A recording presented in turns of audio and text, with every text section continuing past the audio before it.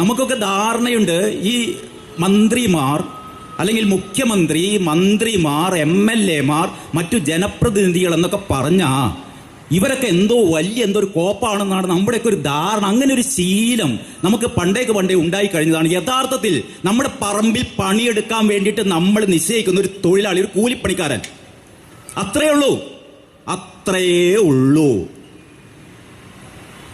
നമ്മളെപ്പോഴാണ് ഒരു പണിക്കാരനെ നിശ്ചയിക്കുക?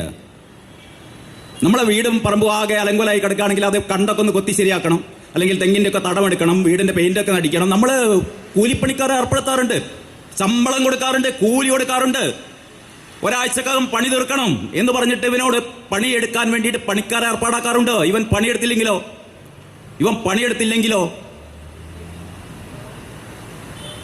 നിങ്ങൾക്കറിയാം എന്ത് ചെയ്യണമെന്ന്. അത്രയേ ഉള്ളൂ. നമ്മുടെ ഒരു റെസിഡൻസ് അസോസിയേഷനിൽ നമ്മളൊരു പ്രസിഡന്റിനും സെക്രട്ടറിയും നിയമിക്കും, അല്ലേ? എന്തിനു വേണ്ടിയിട്ടാ? എല്ലാവർക്കും കൂടി ചെന്നിട്ട് കാര്യങ്ങൾ ചെയ്യാൻ പറ്റും? അല്ല. ഇതിനൊരു സിസ്റ്റം ഉണ്ടാക്കണം, ഇതിനൊരു ക്രമം ഉണ്ടാക്കണം.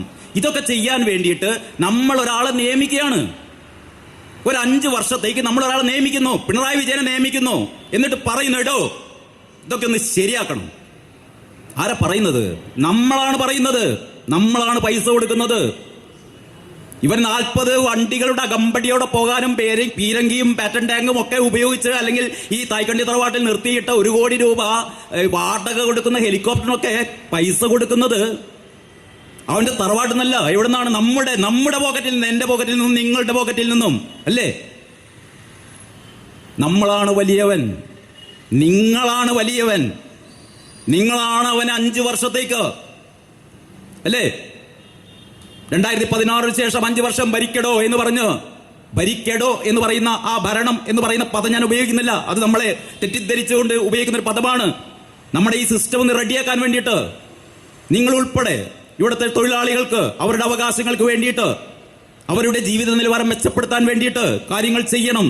KSRTC നന്നാക്കണം, ഇവിടുത്തെ ഓരോ വകുപ്പുകളും നന്നാക്കണം, ജനങ്ങൾക്ക് ക്ഷേമം വേണം. ഇതിനൊക്കെ വേണ്ടിയിട്ടാണ് നമ്മൾ ഇവന്മാരൊക്കെ എന്ത് ചെയ്യുന്നത്? നമ്മൾ കൂലിപ്പണിക്കാരെ പോലെ 5 വർഷത്തേക്ക് നിയമിക്കുന്നത്. എന്നിട്ട് പറയണം മര്യാദയ്ക്ക് പണിയെടുക്കണം, ശമ്പളം തരും. വെറുതെ അല്ല, നിങ്ങൾക്ക് നമ്മൾ ശമ്പളം തരും. നമ്മളാണ് മുതലാളി, അവനാണ് പണിക്കാരൻ. ഇപ്പൊ എന്താന്നിട്ട് ഇത് നേരെ മറിച്ച് നമ്മൾ പണിക്ക് വിളിച്ച ബംഗാളി വന്നിട്ട് നമ്മുടെ വീട് ഭരിക്കുക, നമ്മളെ കിടപ്പുമുറി കയറുക, നമ്മളെ അടുക്കളയിൽ കയറുക, പാത്രം കഴുകൽ വേറെ.